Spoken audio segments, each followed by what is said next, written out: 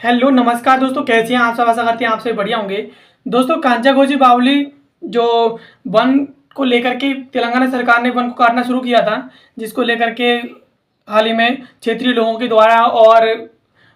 Social media पर भी उसका बहुत ही ज़्यादा विरोध किया गया था और इसको लेकर के भी अभी ये चर्चा में रहा है, जिस पर अभी हाल ही में सुप्रीम कोर्ट ने एक ऐतिहासिक निर्णय सुनाया है। और सुप्रीम कोर्ट ने कहा है कि जिस क्षेत्र को आपने काट करके जिस क्षेत्र को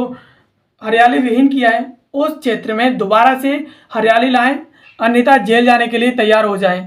सुप्रीम कोर्ट ने अभी हाल ही में ऑर्डर सुनाया है, उसमें कहा है कि अपने अधिकारियों से कहो ऐसी योजनाएं परियोजनाएं बनाएं जिससे जिस क्षेत्र में आपने हरियाली को हटाया है और जिस क्षेत्र को लेकर के लोगों को परेशान किया है, उस क्षेत्र में दोबारा से हरियाली को बहाल करें। अदरवाइज अधिकारियों से कह दें कि वो जेल जाने के लिए तैयार हो जाएं। और जिस क्षेत्र में इन्होंने हरियाली को उजाला है, उसी क्षेत्र में जो जेल बनी है, इन्हें उसी जेल में डाल दिया जाएगा। इस पर तेलंगाना सरकार के द्वारा भी प्रतिक्रिया दी गई है और सुप्रीम कोर्ट के द्वारा भी इस पर आपत्ति जाहिर की गई है। चलिए, खबर क्या है इसे पूरी विस्तार से समझ लेते हैं। मेरे साथ वीडियो में अंत तक बने रहिए। अब बात करिए खबरों में क्यों है, तो हरियाली बहाल करो या जेल जाने के लिए तैयार रहो, सुप्रीम कोर्ट ने तेलंगाना सरकार को कहा। यानी अभी हाल ही में सुप्रीम कोर्ट ने ऐसा निर्णय सुनाते हुए कहा कि या तो हरियाली को वापस लाओ या फिर जेल जाने के लिए, जेल की हवा खाने के लिए तैयार हो जाओ। चलिए, अब खबर के महत्वपूर्ण बिंदुओं के बारे में बात कर लेते हैं। तो उच्चतम न्यायालय ने बुधवार को तेलंगाना सरकार द्वारा हैदराबाद के कांचागोची बावली में वन में 100 एकड़ से अधिक क्षेत्र के पेड़ गिराने और हरित क्षेत्र को हटाने पर कड़ी आपत्ति जताते हुए कहा कि सरकार के पास दो विकल्प हैं, या तो हरित क्षेत्र को बहाल करें या फिर अदालती आदेश के उल्लंघन के लिए अपने कुछ वरिष्ठतम अधिकारियों को जेल भेजने के लिए तैयार हो जाएं। यानी जिस क्षेत्र का इन्होंने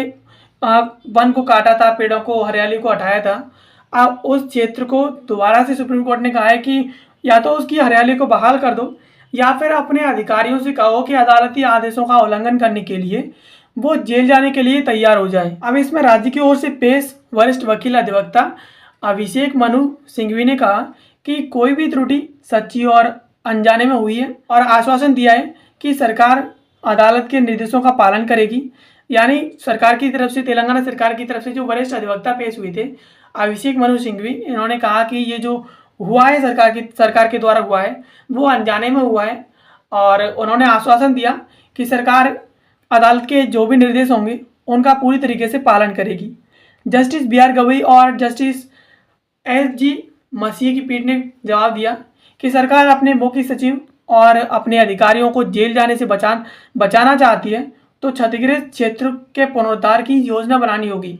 यानी जो जस्टिस बी आर गवई और जस्टिस ए जी मसीह हैं, उनकी पीठ ने कहा कि अगर सरकार चाहती है कि वो अपने वरिष्ठ जो अधिकारी हैं और जो मुख्य सचिव हैं उनको सभी को जेल जाने से बचाना चाहती है, तो जिस क्षेत्र का इन्होंने क्षतिग्रस्त किया है उस क्षेत्र का पुनरुद्धार करने के लिए योजना बनाएं। अब योजना बनाकर हरियाली बहाल करो। पीठ ने कहा यदि आप चाहते हैं कि मुख्य सचिव को कड़ी कार्रवाई में बचाया जाए तो आपको एक योजना बनानी होगी कि आप उन 100 एकड़ ज़मीन को कैसे बहाल करेंगे, अन्यथा हम नहीं जानते कि आपके कितने अधिकारियों को झील के पास उसी स्थान पर बनी अस्थायी जेल में जाना पड़ेगा। यानी पीठ ने कहा कि हमें नहीं पता कि आप उस क्षेत्र की जो आपने हरियाली उठाई है, जिस क्षेत्र को आपने हरियाली विहीन किया है, जिस क्षेत्र से पेड़ काटे हैं, उस क्षेत्र की आप हरियाली को कैसे बहाल करोगे, हमें नहीं पता। और अगर आप ऐसा नहीं करते हैं तो आपके पता नहीं कितने वरिष्ठ अधिकारियों को वहीं उसी झील के पास जो अस्थायी जेल बनी है उसमें जाना पड़ेगा। पीठ ने कहा कि पर्यावरण और पारिस्थितिकी की सुरक्षा के लिए यदि आवश्यक हो तो हम हर संभव प्रयास करेंगे।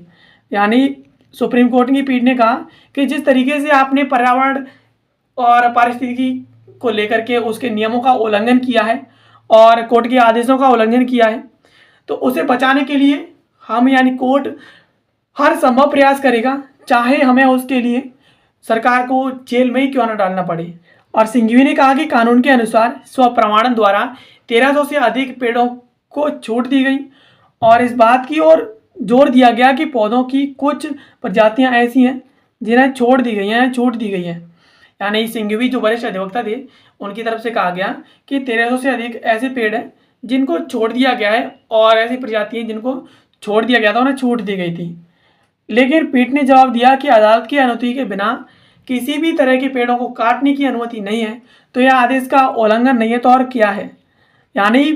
तेलंगाना सरकार के द्वारा बिना कोर्ट के ऑर्डर के पेड़ों को काटा जा रहा था और उन्होंने कहा कि कुछ प्रजातियों को छोड़ दिया है। तो कोर्ट ने जवाब दिया कि बगैर कोर्ट की परमिशन के आपने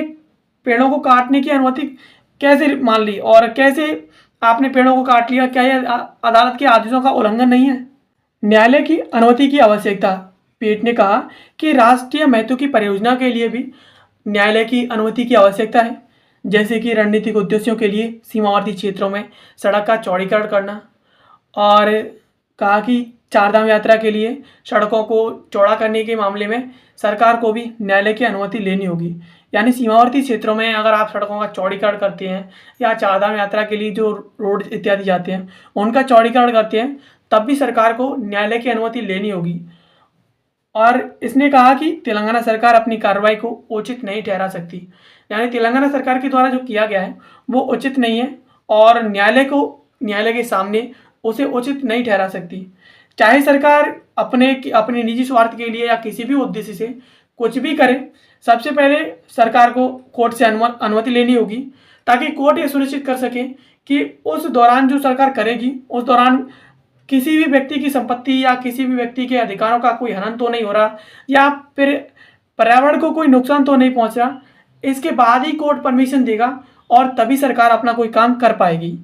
पीठ ने कहा कि वह हरियाली खत्म होने के बाद जंगली जानवरों को आश्रय की तलाश में भागते हुए देखकर स्तब्ध है और पीठ ने वन्यजीवों की सुरक्षा के लिए उठाए गए कदमों पर राज्य के वन्यजीव वार्डन से रिपोर्ट मांगी है कि क्षेत्र के पुनरुद्धार की योजना तैयार करने के लिए 1 महीने का समय देने की सिंघवी की याचिका को स्वीकार कर लिया है। यानी कोर्ट ने कहा कि जिस तरीके से आपने उस क्षेत्र के वन क्षेत्र में पेड़ों को काटा है और वहाँ के जंगली जानवर अपने आश्रय के लिए भाग रहे हैं, वो अपने आप में बहुत ही ज़्यादा चिंताजनक विषय है। और पीठ ने कहा कि वन्यजीवों की सुरक्षा के लिए आपने जो कदम उठाए हैं तेलंगाना सरकार के द्वारा, उसकी रिपोर्ट मांगी है और क्षेत्र के पुनरुद्धार की योजना बनाने के लिए जो वरिष्ठ अधिवक्ता तेलंगाना सरकार की तरफ से पेश हुई थी, उन्होंने कहा था कि हमें 1 महीने का हमें समय चाहिए। तो कोर्ट ने 1 महीने का समय देते हुए याचिका को स्वीकार कर लिया है। अब कांचागोची बोवली में क्या डिस्प्यूट हुआ था, इसका विवाद क्या है, उसे भी समझ लेते हैं।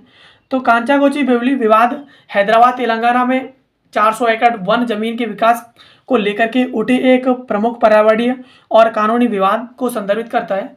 यह भूमि हैदराबाद केंद्रीय विश्वविद्यालय यूनिवर्सिटी ऑफ हैदराबाद के पास स्थित है। यानी ये जो कांचागोची बोवली का जो विवाद है वो 400 एकड़ जो जमीन है उसके विकास को लेकर और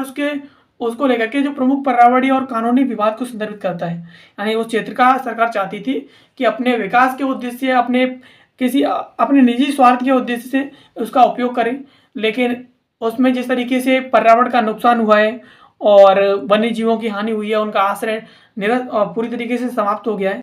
तो इसको लेकर के सुप्रीम कोर्ट के द्वारा इस पर रोक लगा दी गई और इसे अब सुप्रीम कोर्ट अपने अनुसार ऑपरेट कर रही है। तेलंगाना सरकार ने फरवरी 2025 में इस क्षेत्र को आईटी पार्क और अन्य बुनियादी ढांचा परियोजनाओं के लिए विकसित करने की योजना बनाई थी। यानी जो कांचागोची बोवली का जो वन क्षेत्र है उसमें तेलंगाना सरकार ने आईटी पार्क और अन्य बुनियादी ढांचा परियोजनाओं को विकसित करने के लिए इस क्षेत्र में योजना बनाई थी और इस निर्णय का छात्रों और पर्यावरण कार्यकर्ताओं, स्थानीय समुदायों के द्वारा व्यापक रूप से विरोध किया गया,